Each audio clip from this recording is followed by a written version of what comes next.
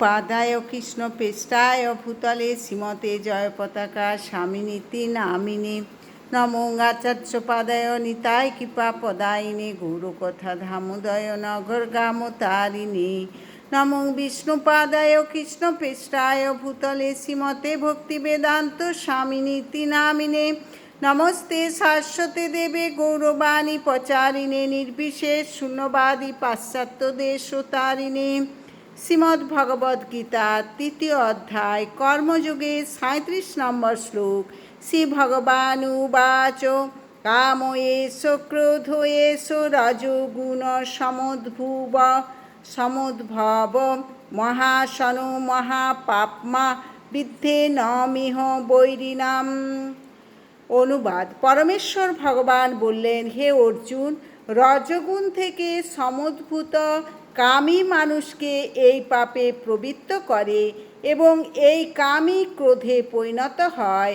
কাম সর্বগ্রাসী ও পাপাত্মক। কামকেই জীবের প্রধান শত্রু বলে জানবে। প্রভুপাদ তাৎপর্য: জীব যখন জড়া প্রকৃতির সংস্পর্শে আসে তখন তার অন্তরে শাশ্বত কৃষ্ণ প্রেম রজগুণের প্রভাবে কামে পর্যবসিত হয়। টক তেঁতুলের সংস্পর্শে দুধ যেমন দই হয়ে যায়, তেমনি ভগবানের প্রতি আমাদের অপ্রাকৃত প্রেম কামে রূপান্তরিত হয়। তারপর কামের অতৃপ্তির ফলে হৃদয়ে ক্রোধের উদয় হয়। ক্রোধ থেকে মোহ এবং এভাবেই মোহাচ্ছন্ন হয়ে পড়ার ফলে জীব জড়জগতের বন্ধনে স্থায়ীভাবে আবদ্ধ হয়ে পড়ে। তাই কাম হচ্ছে জীবের সবচাইতে বড় শত্রু। এই কামই শুদ্ধ জীবাত্মাকে এই জড়জগতে আবদ্ধ হয়ে থাকতে অনুপ্রাণিত করে। ক্রোধ হচ্ছে তমগুণের প্রকাশ। এভাবে প্রকৃতির বিভিন্ন গুণের প্রভাবে কাম, ক্রোধ আদি চারিত্রিক বৈশিষ্ট্যের প্রকাশ হয়।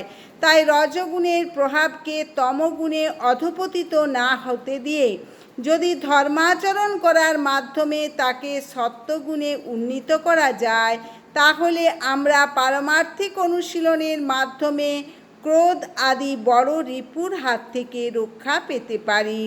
ভগবান তার নিত্য বর্ধমান চিদানন্দের বিলাসের জন্য নিজেকে অসংখ্য মূর্তিতে বিস্তার করেন। জীব হচ্ছে এই চিন্ময় আনন্দের আংশিক প্রকাশ। ভগবান তার অবিচ্ছেদ্য অংশ জীবকে আংশিক স্বাধীনতা দান করেছেন, কিন্তু যখন তারা সেই স্বাধীনভাবে অপব্যবহার করে এবং ভগবানের সেবা না করে নিজেদের ইন্দ্রিয় তৃপ্তি সাধন করতে শুরু করে, তখন তারা কামের কবলে পতিত হয়। ভগবান এই জড়জগৎ সৃষ্টি করেছেন যাতে বদ্ধ জীব তার এই কামনমুখী প্রবৃত্তিগুলিকে পূর্ণ করতে পারে।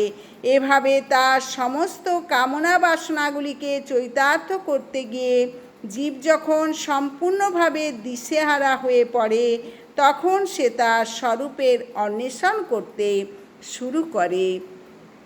এই অন্বেষণ থেকে বেদান্ত সূত্রের সূচনা, যেখানে বলা হয়েছে অর্থাৎ ব্রহ্ম জিজ্ঞাসা।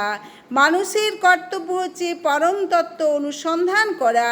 শ্রীমদ্ ভাগবতে পরম তত্ত্বকে বর্ণনা করে বলা হয়েছে জন্মাদস্য যত হন্য আদি তর তশ্চ, অর্থাৎ সব কিছুর উৎস হচ্ছেন পরম ব্রহ্ম। সুতরাং কামেরও উৎস হচ্ছেন ভগবান।